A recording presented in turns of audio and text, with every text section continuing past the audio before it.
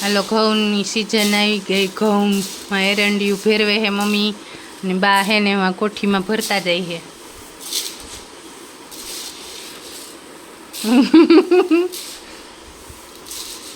બપોરે બાયુનું કામ કેટલા હોય, નવરા જ ન થાય. એનાથી શું થાય હે? રોટલી પૂણી થાય, ઘઉં બગડે નહીં.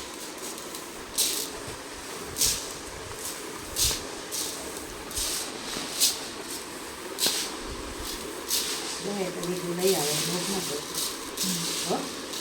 તો મળી જાય છે દુકાન. હું લેતી આવી. એરંડિયું ઘટશે તો ખરું. ઘટશે જ ને, એક જ શીશો હે ને. હું લેતી આવી. ક્યાંથી લેવાનું? નાનો શીશો નાના મળી જાય. છેલ્લી બે વાયણા આપણે બે ગામમાં એમાં ભેગી આવી. હા. આ તો હું ક્યાં સુધી ઘટી આવી. ક્યાં ગયા તા ફરવા? બોલો. આગળ ગઈ હતી. સ્વાધ્યાય વાળાનું ઘર છે ને ત્યાં ગઈ હતી મળવા. એરંડિયું લેતા આવ્યા તો અહીંયા હા. છે.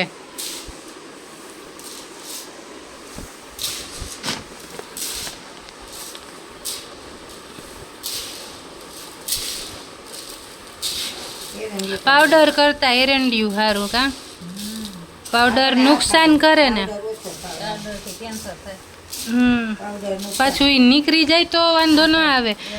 ઈ ઓલી બાજુ બધા હે ને ઘઉં ધોવે. ઈ કેમ?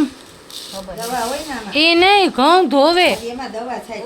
આ ઓલી મારી ફ્રેન્ડ હે ને પ્રિયા, ઉત્તર પ્રદેશ ઓલી હિન્દી ભાષી નથી. બધા ઘઉં ધોવે. જ્યાં દરાવ હોય ને ત્યાં ઘઉં ધોવે. હા, ઈ અહીંયા ધોતી. મેં કીધું એલી તું તો અહીંયા તો ધોવે, અહીંયા ધોવે તો કે હા. હોય ને એ પ્રમાણે કરે. એને એવો રિવાજ હોય.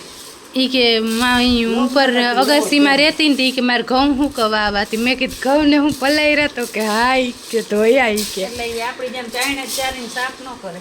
હા. બાકી નામ નથી કાકા. બહુ ચોખ્ખા હે હો. વધારે મોંઘું પડે. સરસ છે. રજ ન જરાય જરાય રજ નથી.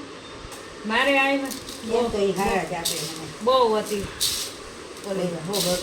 ઈ કે ફૂકણી મારી કે ફૂકણી કરાવી તોય 500 ના મણ લઈને એમાં કાકરા પૂતરા પડે.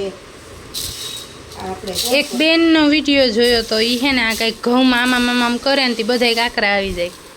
એ વિડીયો મેં 2 વાર આવ્યો મારામાં. આમ કંઈક આમ લોખંડનું ઓલું હોય એમાં લોચુંબક ચોટાડેલું હોય તે આમ કરે ને તે કાકરા. તો ઈ શું હશે? માટી આવે એવું કંઈ હોય હે? ધૂળ ડિટેક્ટર. હાલો ગાઈઝ, થોડીક વાર પછી મળશું. Bye bye.